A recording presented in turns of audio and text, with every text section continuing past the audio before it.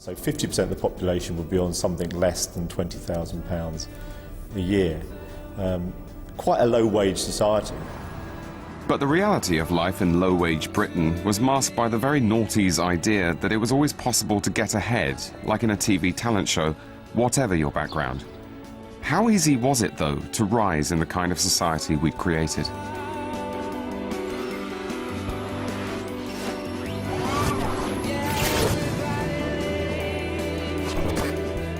Julia Margot has studied social mobility in the noughties and sees a telling trend.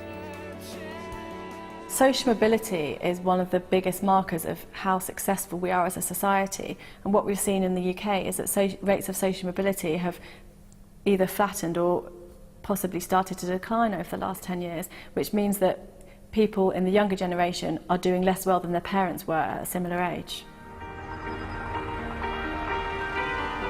One reason was that the old career ladder had lost a few rungs. So whereas in the past you could come in, you know, you're working in the shop floor, you can work your way up and end up in the executive team, that career path simply doesn't exist anymore. But the myth of success is still there, and people still think that they can begin at the bottom and work their way up. Even the government had to admit that access to professional jobs was increasingly a matter of privilege.